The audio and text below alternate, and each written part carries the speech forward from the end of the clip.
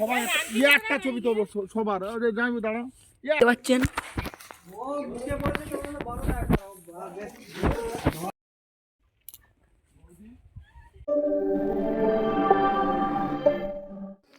নমস্কার বন্ধুরা, কেমন আছেন সবাই? আশা করি আপনারা সবাই ভালো আছেন। আমরাও সবাই খুব ভালো আছি। আমার চ্যানেলে সবাইকে অনেক ওয়েলকাম, অনেক ভালোবাসা জানিয়ে আজকের ব্লগ শুরু করে দিলাম। সবাই অবশ্যই দেখো ভিডিওটি। তো আজকে ছিল গ্রামের আমাদের লাস্ট দিন। তো তাই আমরা সকাল সকাল বেরিয়ে পড়েছি। সকালে একটু চা জলখাবার খেয়ে সকাল সকালই বেরিয়ে পড়েছি। মাঠে যাচ্ছি আমরা সবাই মিলে। তো দেখতেই পাচ্ছ সবাই কিন্তু বেরিয়েছি, সবাই যাচ্ছি। যে এই দেখো পুরো পাশ দিয়ে তার কাটার বেড়া। তো অলরেডি পৌঁছে গেছি। অনেকটা রাস্তা ছিল, তো ভিডিও বেশি একটা করিনি। তো এই যে সোনাই ওর বাবার ধারেই থাকবে, সারা রাস্তা ওর বাবার কোলেই এসছে। তো দেখো শুধু ভিউটা, চারি সাইডটা এত সুন্দর লাগছিল। পুরো মাঠটাই পুরো সর্ষের ফুল, মানে এত ভাল লাগছিল তোমাদেরকে কি বলবো। আমি তোমাদেরকে আরও কিছু আজকে ভিডিওতে অনেক কিছু শেয়ার করব আমাদের ফ্যামিলির হাসি খুশি। তো এই দেখো গ্রামের এই জমির মধ্যে দিয়ে এই রাস্তা আল দেওয়া যে রাস্তাগুলো না হয় না মাটির, আমার এর ওপর দিয়ে হাঁটতে কিন্তু ভীষণ ভালো লাগে। আর আমার সোনামা দেখো হাঁটছিল, ও হাঁটছিল, ওর বাপিও হাঁটছিল, সবাই আমরা এসছি। তো এক সাইডে দেখো রজনীগন্ধার স্টিকও ছিল, আর একদিকে হচ্ছে এই দেখো বেগুন। তো এখানে অনেক বেগুনি গাছে ছিল, তাই আমি বলছিলাম যে আমাদের ওখানে বেগুনের কি দাম, একটা কিনলে প্রায় 10 টাকা 12 টাকা পড়ে যায়।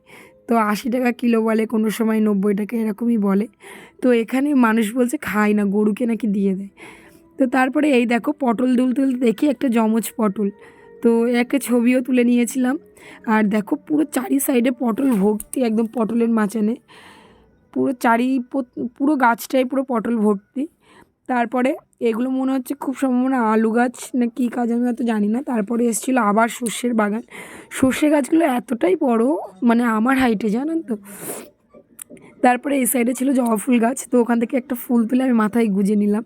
তারপরে এই দেখো পুরো মাঠ, মানে যত যেদিকে তাকাচ্ছি শুধু হচ্ছে তোমার সর্ষে ফুল।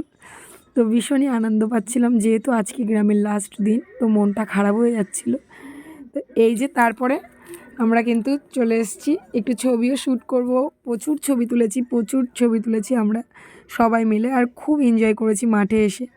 তো সোনামা এই যে এরপরে কিন্তু আমরা চলে যাব, আরও একটু কিছু দূর যাব। এই যে জবা ফুল গাছ, আর এনারা হচ্ছে ফুলের মালি। তো এনারা ফুলের কড়ি তুলে ওরা এক জায়গায় রাখছিল, তাই আমি ওদেরকে একটু ছবি তুলে নিলাম। মাঠ মানে গ্রামে সাধারণত বউরা বলো আর ঘরের লোকরা, মানে হচ্ছে কাকুরা বলো কাকিমারা বলো, সবাই কিন্তু মাঠে কাজ করা কিন্তু খুবই কষ্টকর আমি মনে করি। কারণ মাঠে একটু ছাওয়া জায়গাও নেই, কোথাও থাকি না, আর সারাদিন ওই টানা রৌদ্রে কাজ করা। তো এরপরে জেঠিমা বলল চল আমার জমিটার পাশে একটা বসবো, ছবি তুলে দিতে। তো এই যেখানে দাঁড়িয়ে আছে এই জমিটা হচ্ছে জেঠিমার দাদা আর ভাইয়ের, দুই ভাইয়ের। আর এরপরে জেঠিমা যেখানে যাচ্ছে সেটা হলো জেঠিমার জায়গা। তো এরপরে সবার কষ্ট হয়ে গেছে, তাই একটু গাছতলায় এসে বসেছিলাম। তো সবাই মিলে বসেছিল, দেখো কত লোক, অনেকেই পুরো সবাই, এতটা লোক। আজকে আমরা বাড়ি চলে যাব, পুরো বাড়িটা পুরো ফাঁকা হয়ে যাবে, দিদুন আবার আগের মতন একাই থাকবে। তো এরপরে এই দেখো কতটা জবা ফুলের কুড়ি তুলেছে। তো ওরা বললো সব নাকি ঠাকুরনগর নিয়ে যাবে, নিয়ে যাওয়ার পরে ওখান থেকে নাকি সব কিছু মানে বিক্রি করে দেবে ওখানের হাটে।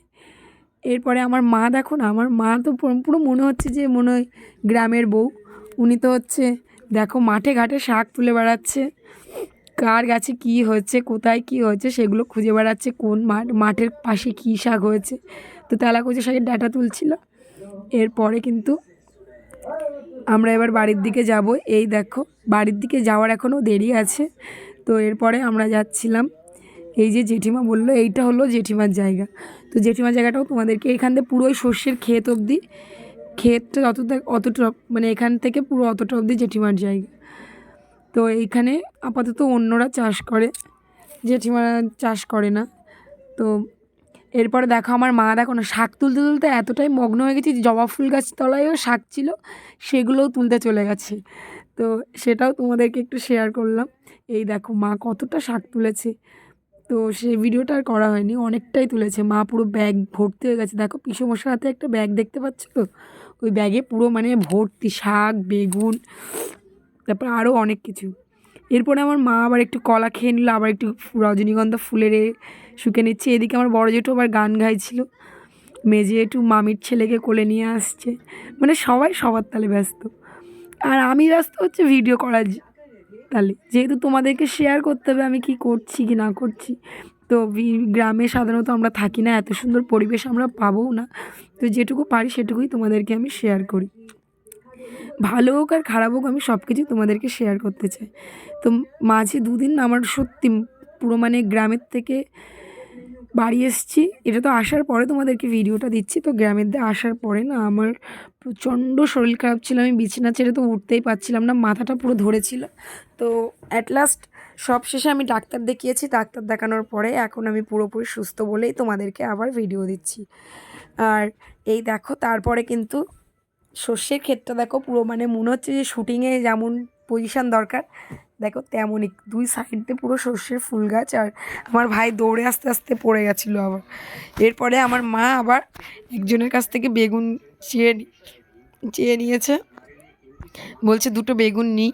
তো মাকে আর বারণ করেনি, তো বাবা শুধু বকছে কেন চাইছো, তো ওরাই বলছে থাক না, কেউ খাওয়ারে নেই, যে যা তুলে নেওয়া হয়ে গেছে, এরকম বলছিল ওরা।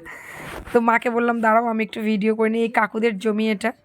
এরপরে আমরা কিন্তু অনেকটা দূর বাড়ির পথে এগিয়ে এসেছি, এরপরে বাড়ির দিকেও যেতে হবে, যেহেতু অনেক বেজে গেছে, আমাদের খেয়ে দিয়ে আবার বেরোনোর পালা আছে। তো এরপরে যেতে যেতে দেখলাম কলা গাছ।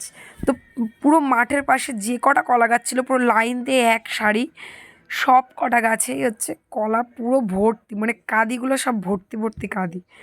এরপরে মা বললো এক ধরনের টক শাক আছে না, মানে মাটিতেই হয়, মানে মাটিতেই তো সব গাছ হয়, কিন্তু টক শাকগুলো না বেশ ভালো লাগে, মানে লাভ লাভ মতন পাতাগুলো, এই যে দেখো এই শাকগুলো বেশ ভালো লাগে। তো মা বলছিল তুলতে, সব শাক একসঙ্গে মিক্সড করে খাওয়া হবে। এরপরে কিন্তু আমরা দোপাটি ফুলের বাগানের দিকেও যাব। তো এরপরে আমরা দোপাটি বাগানেও যাব, চলো তোমাদেরকে দেখাই।